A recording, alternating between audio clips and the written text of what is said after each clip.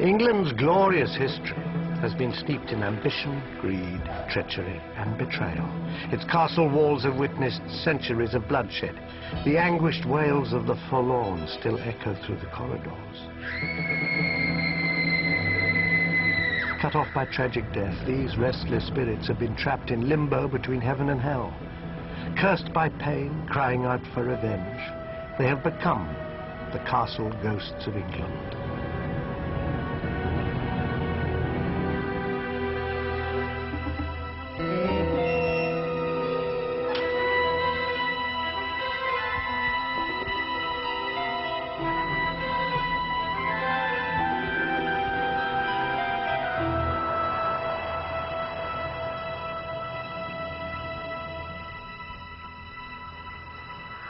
Do you believe in ghosts? I do. Ever since at the age of 6 I ran panting downstairs and said there was a grey lady standing silent outside my bedroom door.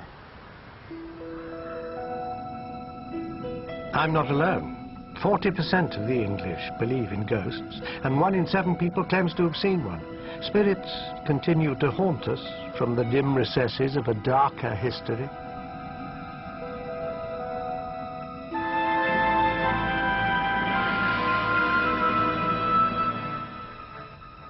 Manifestations of the paranormal have many names in Britain.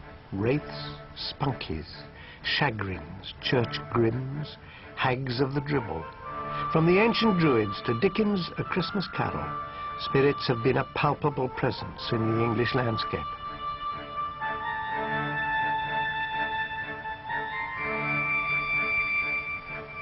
On the west coast of England's remote Cumbrian region stands Manchester Castle, where 2 bloody murders triggered a series of strange events that cannot be explained.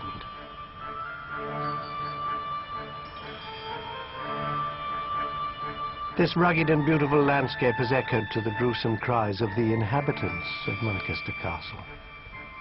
Its walls loom over the treacherous quicksands of the River Esk in the valley below. In 1464, King Henry VI, that rather pathetic royal victim of the Wars of the Roses, fled from defeat at the Battle of Hexham and was found wandering, confused and dazed, in woods not far from here.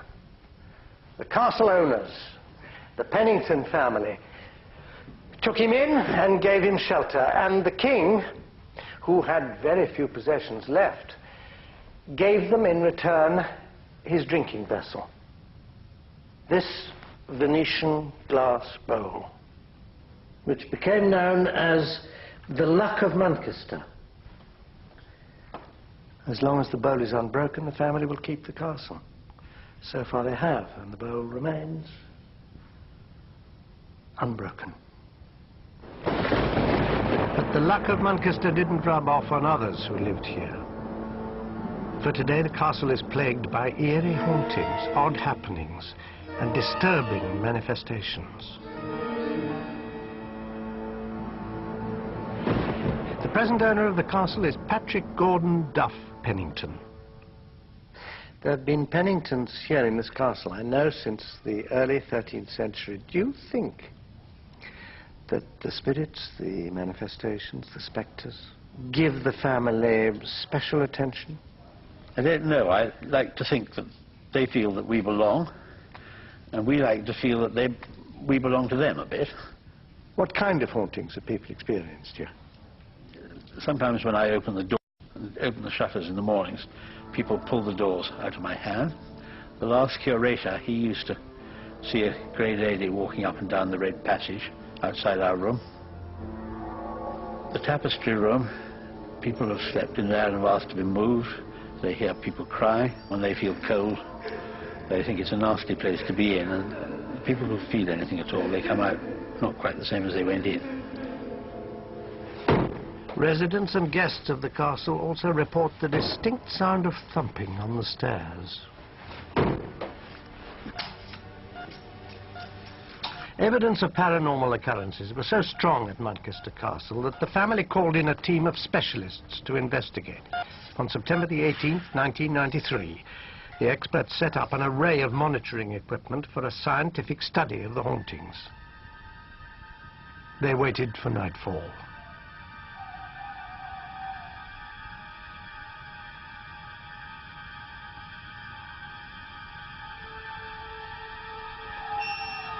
At 10:40 p.m., the investigators felt the temperature drop dramatically.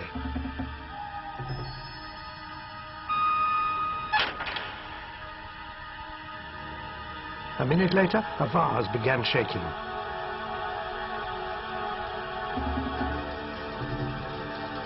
Then a loud thud was heard, followed by 3 raps. The investigators noticed a movement past the door.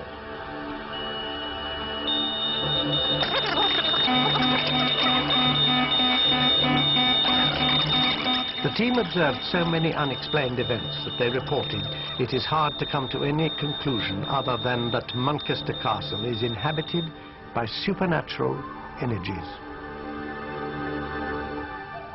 Not a few of the supernatural happenings have been attributed to a malevolent spirit that inhabits the castle.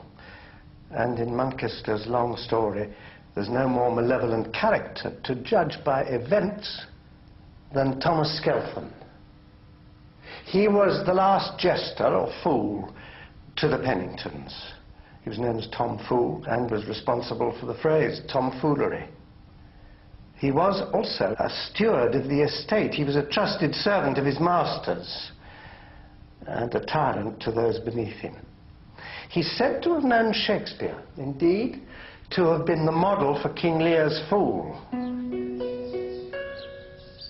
Malicious, vicious, witty, and cruel.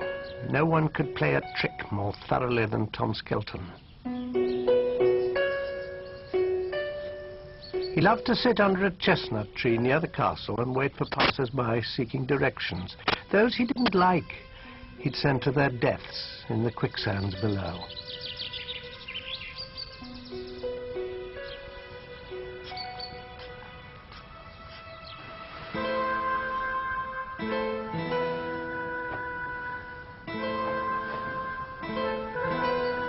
In 1585, a scandal broke around the daughter of the castle lord.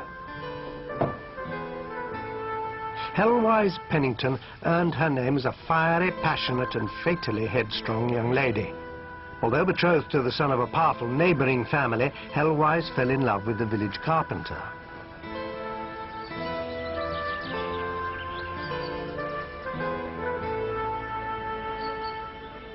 But their encounters were not to remain secret. When word reached Hellwise's father, Sir William, he sought out Tom Skelton, meeting him here under what became known as Thomas's tree. He told him to put an end to the scandalous affair.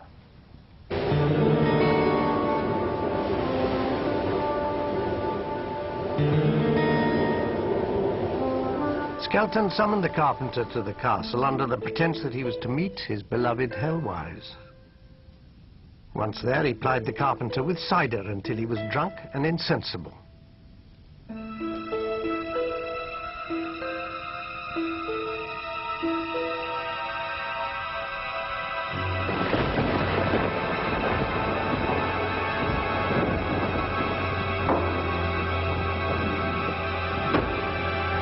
Then Skelton used the carpenter's own tools, a mallet and broad chisel, to hack off the young man's head.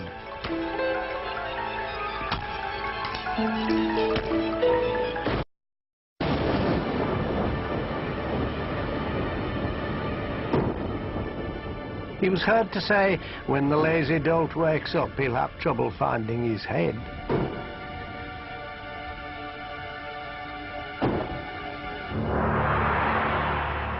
Always one to please his master, Skelton presented Hellwise's father with the young carpenter's head.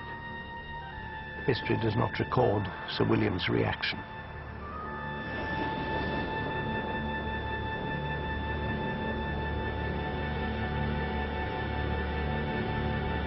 I thought it was rather silly, the story, but then, when we'd been here a little while, we used to work terribly hard, started in the office at 6 in the morning, and after tea, I would walk across the hall sometimes and there were footsteps used to follow me.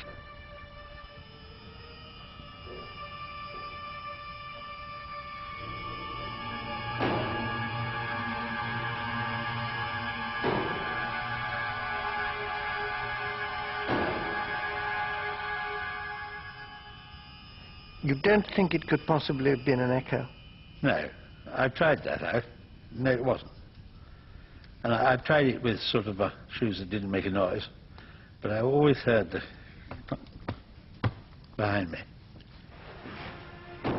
The thumping heard in the hallways could well be the sound of Skelton dragging the young carpenter's body through the castle.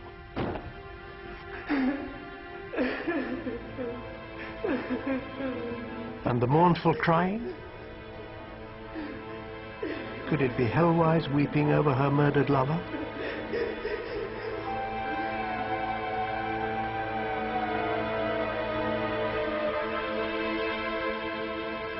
Afterwards, the heartbroken Hellwise disappeared into a nunnery and eventually went mad.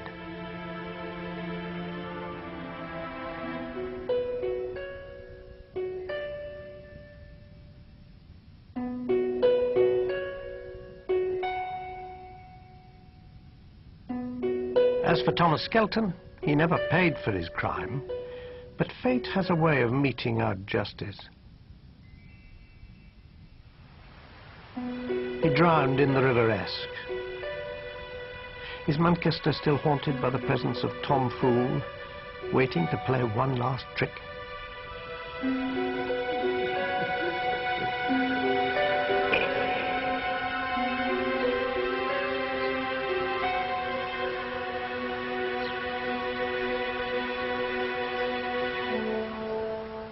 200 years later, these dark waters were to claim more lives and give rise to another apparition.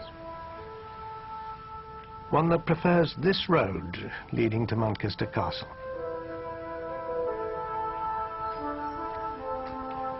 Good morning. Grace Simmons, an employee of the castle, has seen the ghost. It'll be about October in 1985 that I'd been out for a night and coming back up the road, driving up the road with my husband, and just come around the corner and I saw this lady standing. She was leaning against the wall.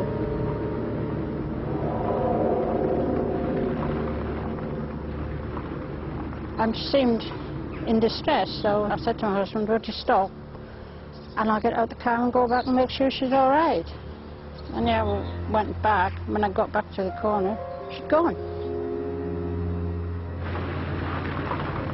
The woman in white began appearing after a gruesome murder in 1822. Love seems to be ill-fated at Manchester Castle. Mary Bragg, a servant in a nearby village, was madly in love with the castle's steward, but the housekeeper, a Miss Littledell, had taken a fancy to the same man. One night her jealousy turned to rage. Two ruffians appeared at Mary's door. Concocting a lie, they claimed her beloved had fallen ill and she must rush to him. Alarmed, Mary went with the two men.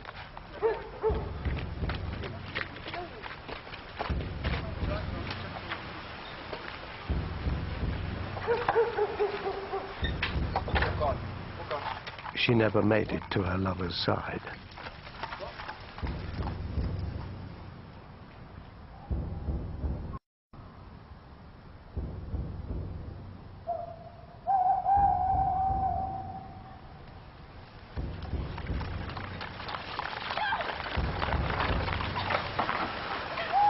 Near a tree on the road through Manchester Wood, the abductors pulled Mary Bragg from the carriage. A pistol was rammed into her mouth.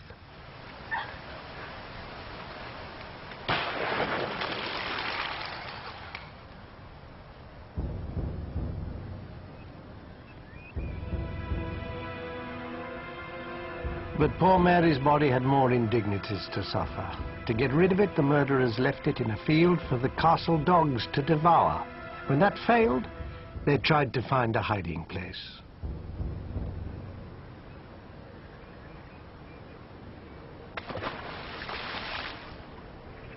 They hoped the waters of the River Esk would do their dirty work.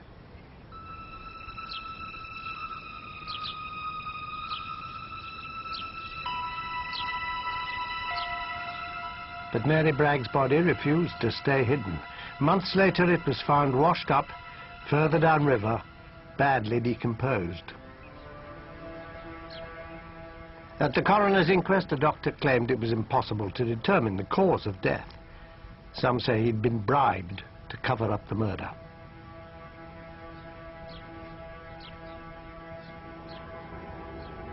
But those involved with Mary Bragg's murder did not escape their fates. They met with bizarre ends.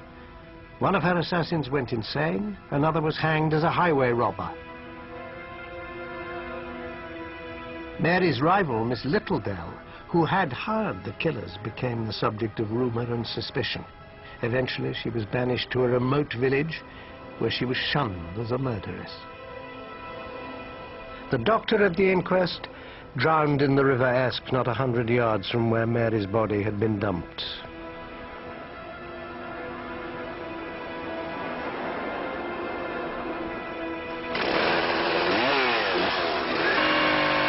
In 1993, the tree under which Mary Bragg died was cut down.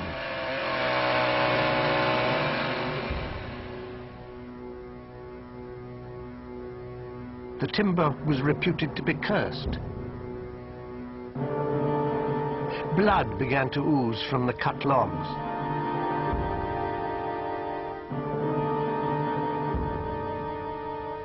No one locally would have anything to do with the wood. It had to be shipped to London to be sold.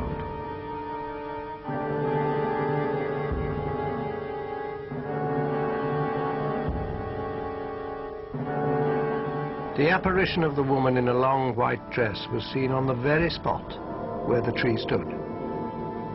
Brutally murdered and mistreated in death, could it be that Mary Bragg still wanders in search of justice? The whole business of haunting is based on the belief that at some moment of horror, at the very instant of suffering or inflicting death or intolerable pain, such emotional force is released that it remains to affect the living, as a sight or a sound, a coldness, a depression, sometimes even as a physical force.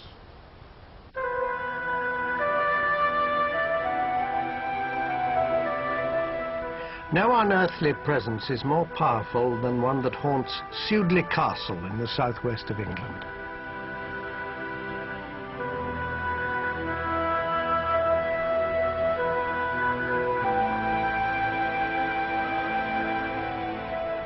Nestled amongst the rolling hills of Gloucestershire, Sudeley sits in an ancient wooded valley that has changed little since it was established in Saxon times.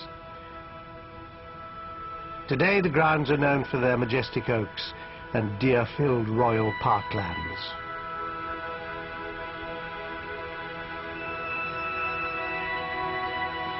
Sudeley Castle began as an extravagant royal wedding present in the 10th century.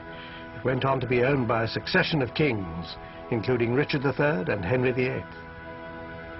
Despite its pastoral beauty, Sudeley Castle has a history of otherworldly events, including the chilling discovery of the strangely preserved corpse of a queen. Some say these incidents can be traced back to a tragic event that resulted in an apparition which still haunts Sudeley Castle to this day.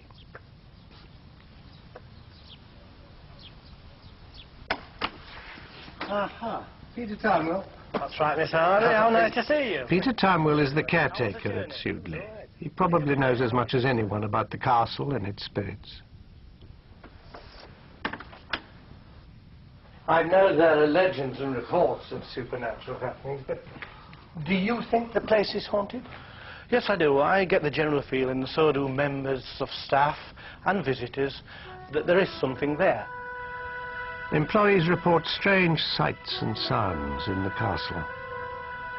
The smell of an apple-scented perfume, the frequent forlorn sobs of a child, and the appearance of a tall, beautiful woman in a long green dress. The mystery of the lady in green is the key to the hauntings at Sudeley. As Peter took me further into the castle, her presence appeared to become ever more tangible. This is the castle nursery. What a beautiful room. Feels very calm. Ah, but this is where most of the castle hauntings are taking place. Can you account for that? Well, I put it down to our Katie. Who's Katie? Queen Catherine Parr. And this is her. Catherine Parr was a striking figure. Nearly 6 feet tall, with auburn hair.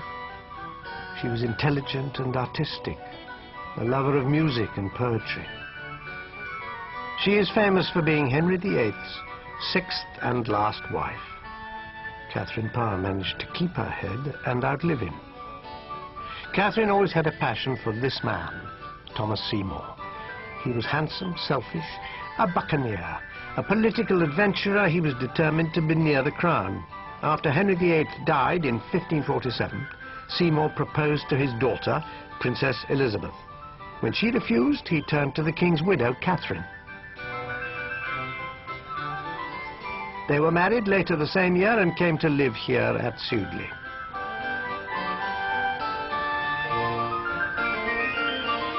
Within months, Catherine was pregnant.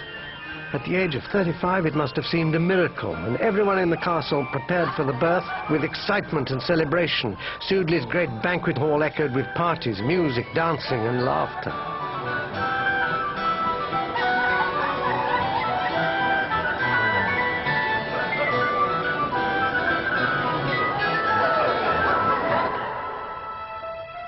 Then tragedy struck. Gloom silenced the castle. Catherine gave birth to a baby girl named Mary, but a week later Catherine died from a fever. Mother and infant daughter were forever separated. But the tragedy did not end there.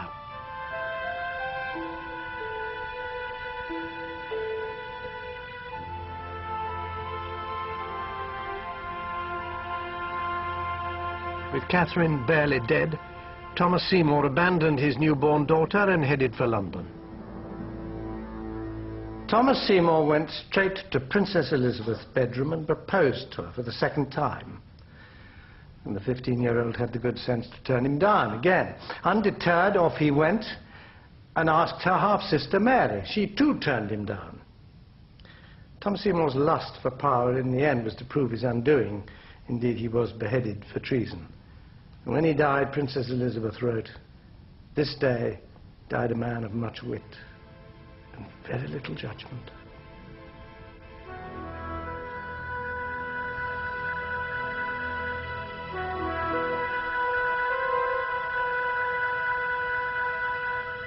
Catherine was buried in the chapel at Sudeley in 1550.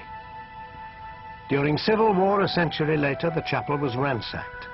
Her casket disappeared. 140 years later, a local farmer digging in the grounds came across a casket sealed in lead. He forced it open, and what he saw astonished him. The body of a woman, perfectly preserved, her complexion still milky white, her hair auburn. But within seconds the corpse started to wither and turn to dust, and the terrified hastily reburied the casket. It wasn't until a century later when this new chapel was built.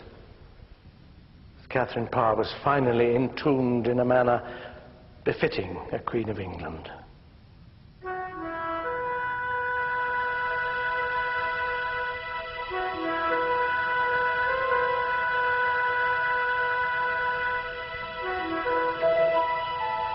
Apparently, Catherine Parr's spirit was not to rest. Margaret Parker, who's worked here at the castle for 23 years, is the latest witness to the Queen's return. Must be about 9 years ago. In the middle of winter, the castle was all locked up, and it was just 5 girls and myself cleaning. And it was an artist upstairs in Catherine Parr's room painting. Knowing the woman artist was about, Margaret Parker wasn't surprised when she saw a figure standing in the window. Morning. But the artist had only just come down from the nursery.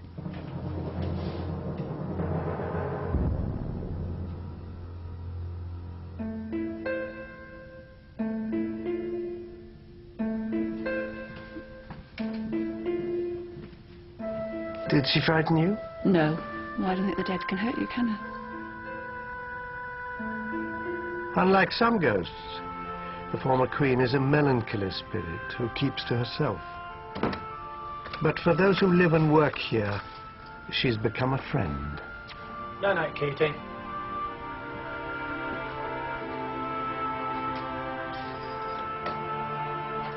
After Catherine's death, her daughter Mary mysteriously disappeared from history. No one knows what became of the unfortunate little orphan.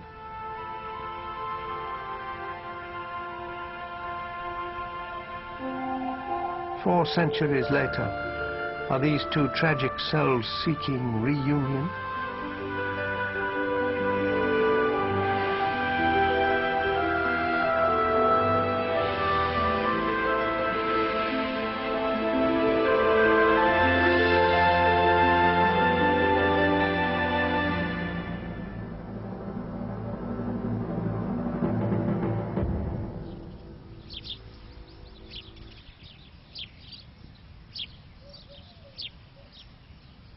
As if to purge itself of sorrow, Sudeley lay in ruins for 180 years.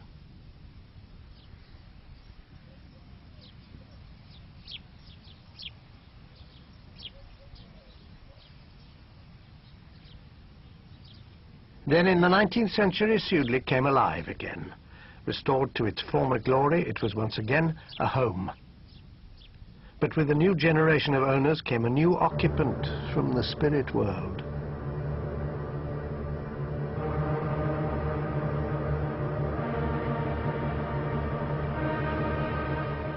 During the Victorian era, people were fascinated by ghosts. They were everywhere.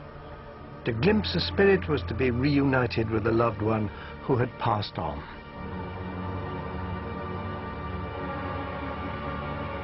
It seems only natural that a Victorian apparition is behind Sudeley's latest haunting, a haunting that has been witnessed quite recently.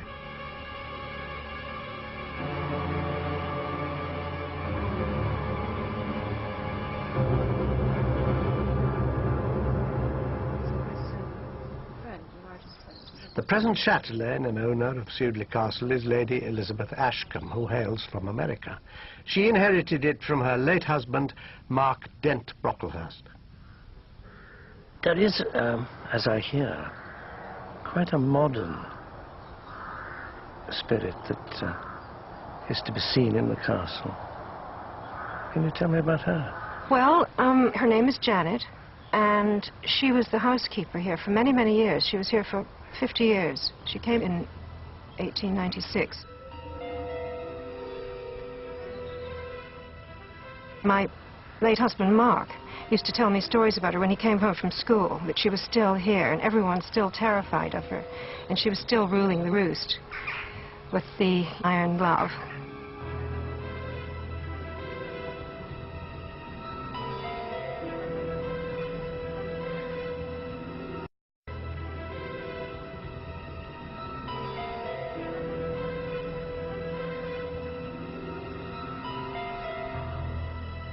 And so that's why I think she's still here.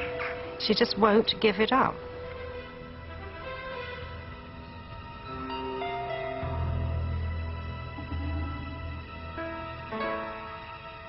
The upkeep of a grand Victorian household such as Sudeley required armies of servants, housemaids, footmen and gardeners.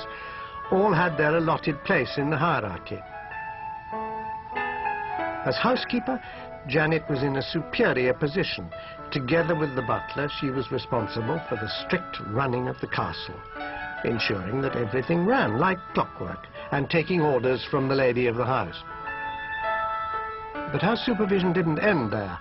In accordance with the rigid moral code of the day, she took particular interest in keeping the female workers chaste. Many of them were young, unsophisticated girls from South Wales who were away from home for the first time. Janet took it upon herself to safeguard their morals, sternly keeping amorous boys at bay.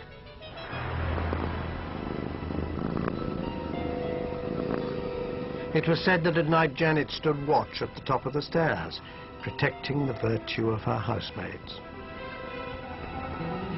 Even today, death has not loosened Janet's hold over her domain. Young girls who enter Sudeley seem to attract the housekeeper's attention, as one teenager found out in the summer of 1993 when she was on a tour of the castle.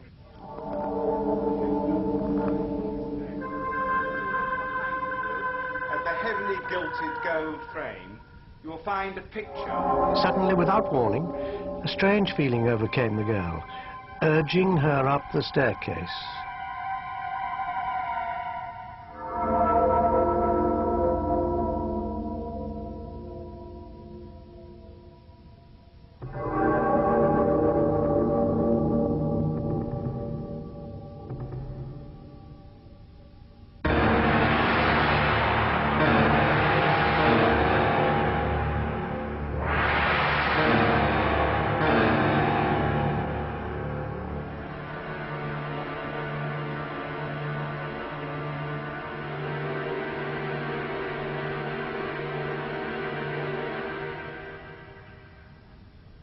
Have you ever run into her face to face?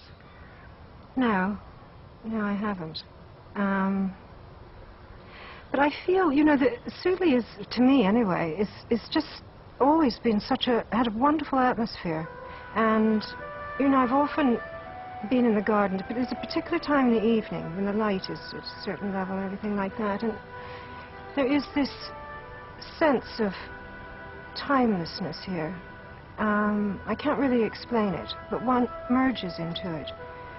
And I think that all the people who've lived here, our presence is still somehow in this sense of timelessness.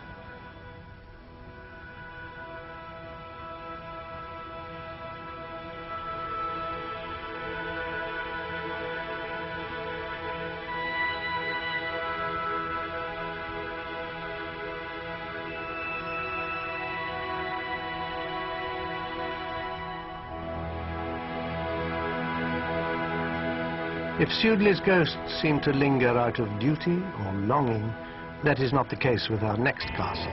There, the letting of blood has spawned a legion of anguished spirits, for this is the Tower of London.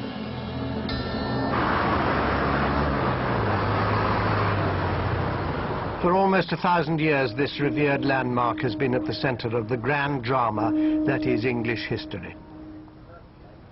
It is said, he who holds the tower holds the power. Good morning, ladies and gentlemen. Welcome to the Royal Palace and Fortress of Her Majesty's Tower of London, the largest and oldest permanently occupied fortress in Europe. It covers over 18 acres, took 200 years to build. It comprises of 20 towers, not one. Probably the best known, although one of the smallest, is the Bloody Tower, here behind you. As a royal residence, the tower was home to England's kings and their courts. It was also a fortress and arsenal bristling with weapons.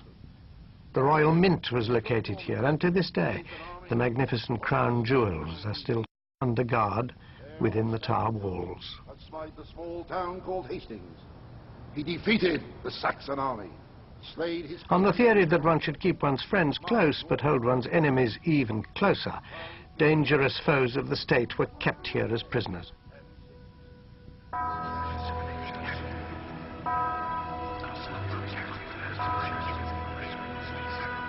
Torture and violent death were an ever-present possibility for the people of England. Hundreds fell victim to the red-hot poker, the spikes of the Iron Maiden, and the executioner's axe.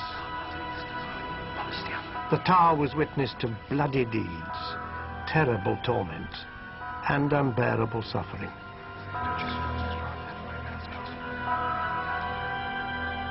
Have a very good day to you all. Thank you very much. Thanks. As daylight is extinguished, visitors leave the tower. Gates fall shut. An uneasy silence descends over the tower walls.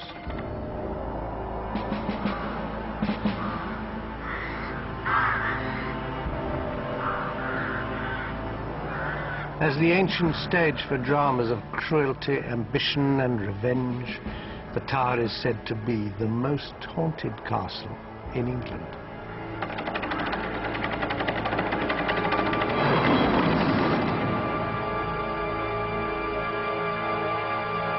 After trials for crimes, real or invented, prisoners were brought by boat to this entrance, Traitor's Gate.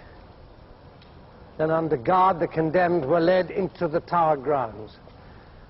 The ravens watched them pass.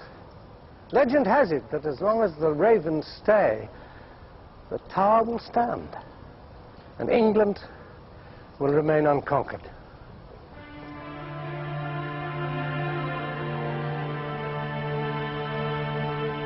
As a prison for nobles and high clergy, the tower held many celebrated figures through the centuries, from Elizabeth I, before she became queen, to Rudolf Hess, deputy Führer of Nazi Germany in 1941.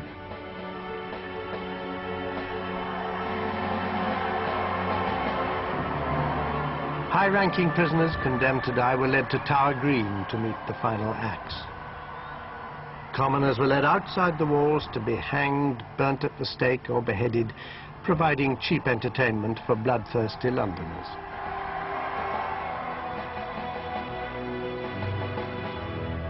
After executions, severed heads were taken to London Bridge. There they were jammed on spikes as a warning for all to see. Crowds gazed as ravens pecked and fed, and the heads turned slowly black. In the Tower's long history, there has been conspiracy, torture, suicide, murder, and there are many who have claimed to see strange apparitions. Patches of mist are said to appear suddenly throughout the grounds of the Tower. In 1978, an American visitor staying with the governor claimed he heard music, voices, and religious chanting. But an earlier encounter was more spectacular. World War II. The Blitz. London is under siege from German planes.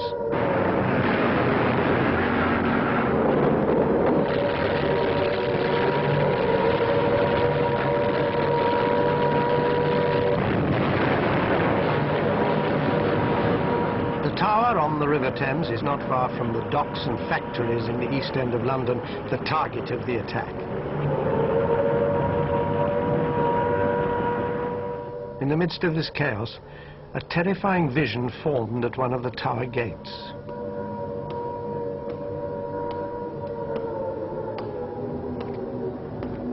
It was the autumn of 1940. A soldier was standing guard. He was completely unprepared for what was about to happen. Halt! Who goes there? Out of the mist appeared 4 men. They were carrying a litter.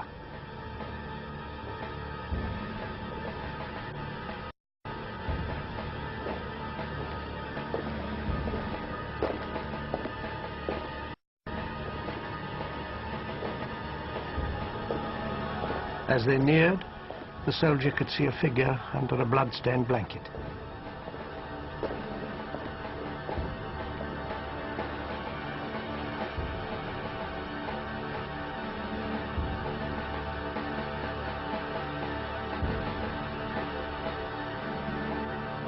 Then the procession vanished into thin air. The uniforms, later described by the century, were exactly what sheriff's officers would have worn in the 14th century. And the procession took the route always followed after executions, when headless bodies were brought to this chapel to be buried. But the most persistent haunting is said to take place just over there, in the Bloody Tower. Two young boys have been glimpsed playing in the tower.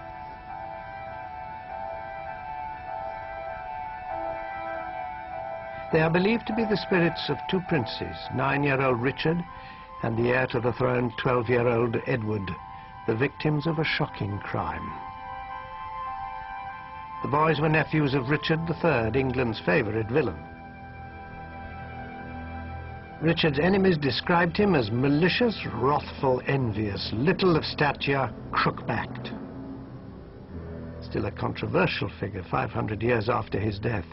Some blame Richard for a series of treacherous murders, while others passionately defend him. What is known is that after the death of their father, King Edward IV, the two young princes were put under Richard's protection. Some say it was like assigning the fox to guard the chickens. For the princes stood between Richard and the crown. Richard had his nephews declared illegitimate and thus ineligible for the throne.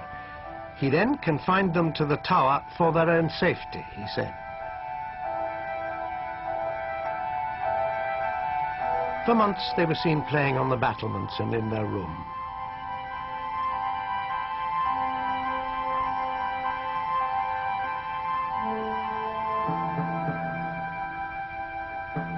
But suddenly, in the autumn of 1483, the two boys disappeared, never to be seen again.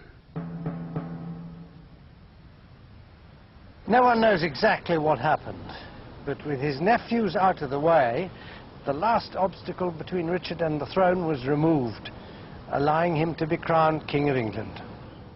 40 years later, Sir Thomas More, himself later executed at the Tower, described in a book what he believed to be the fate of the boys. He said Richard had dispatched two of his men to the Tower. As the boys slept, they stole into the room.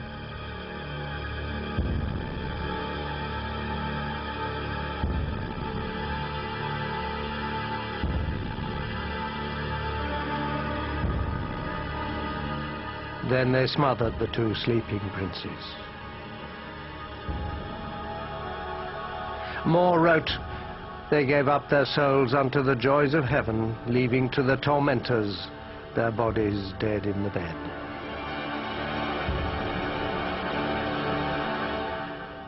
According to More, they were buried under a great heap of stone. In 1674, workmen uncovered a chest just near here. In it were the skeletons of two children. In 1933, these were scientifically examined. From the bone formation and the structure of the teeth, it was concluded they were the skeletons of two boys, a 12-year-old and a 9-year-old, matching the ages of the princes.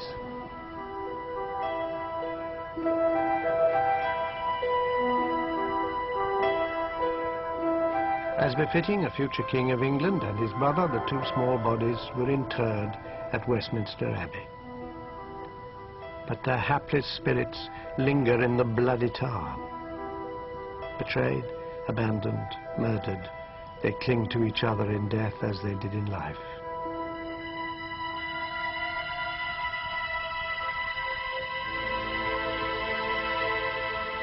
The ghosts of the two little princes are reminders of the ruthless history of Britain's early monarchy, and the spirit that appears in this area of the Tower is connected to another king's murdered determination. These rooms are the home of a particularly gruesome apparition.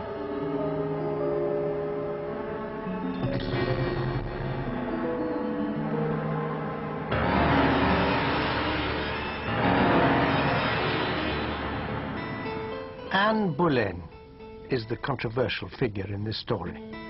Some champion her as a modern woman, vibrant, headstrong and intelligent.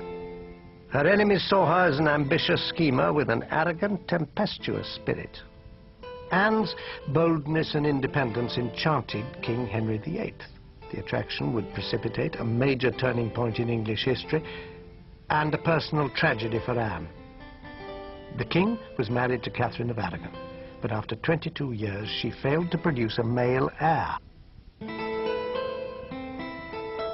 For the young, flirtatious Anne Boleyn, it was easy to bewitch the king. He pined for her. He wrote her passionate love letters. Matters came to a head when she became pregnant.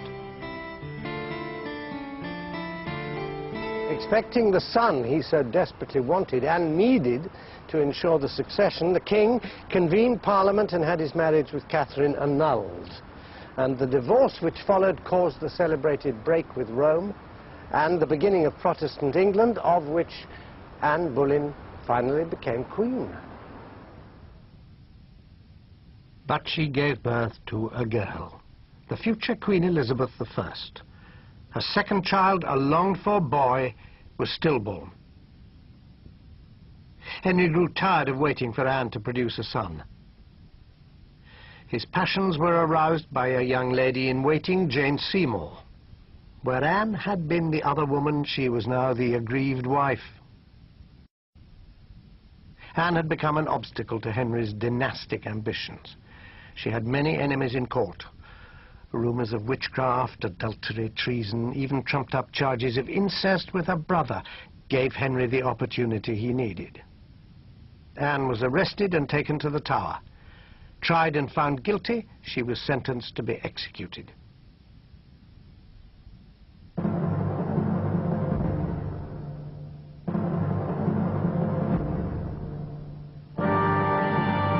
As she awaited death, Anne had violent mood swings. One moment she was laughing, the next crying. Then a calm overcame her. She sent a message to Henry requesting that her head be cut off with a sword, not an axe. The axe was messy and often took more than one stroke.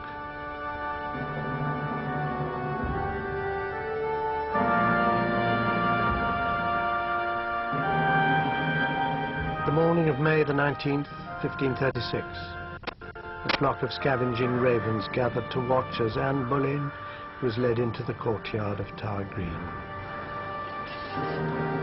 When the inevitable moment came, the executioner readied the sword behind her back. Anne looked forwards, and before she knew what was happening, eyewitnesses reported the executioner smote off her head at a stroke.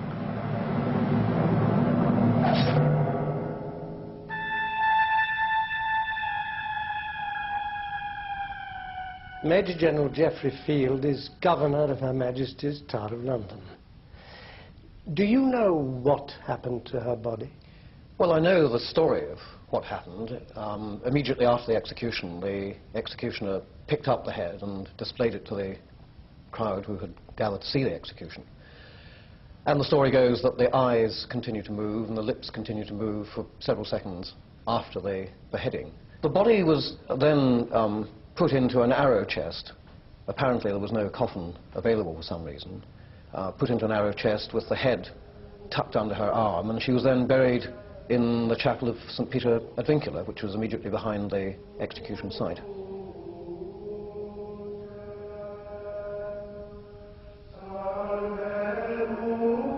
Within 24 hours of Anne's burial, King Henry married his new wife.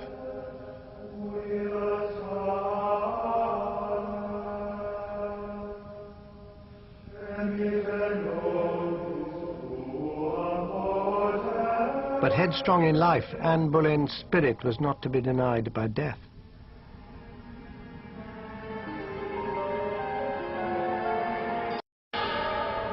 An apparition has been sighted near where Anne spent her last days.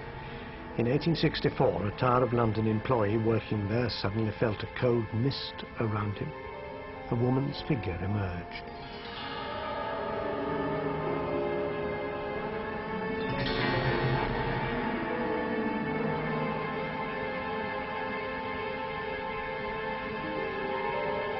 As the worker stood watching in wonder, the figure turned towards him. But where a face should have been, there was nothing.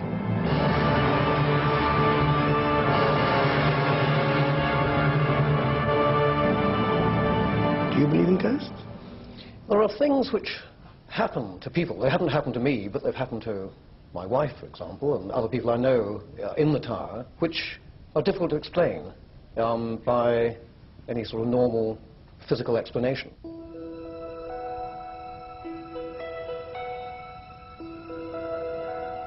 A frail apparition dwells in a parallel universe, trapped between reality and the beyond.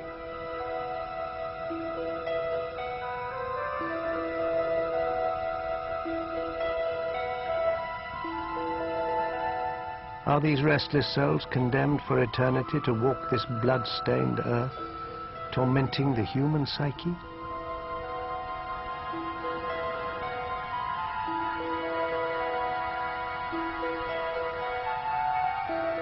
We've encountered some victims of England's long, harsh history.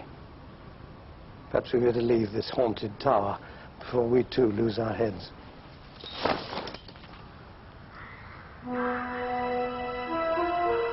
Have we persuaded you that the castle ghosts of England are real? I'm convinced that right now, somewhere, a ghost is preparing to make its nightly rounds, and another haunting will soon be underway.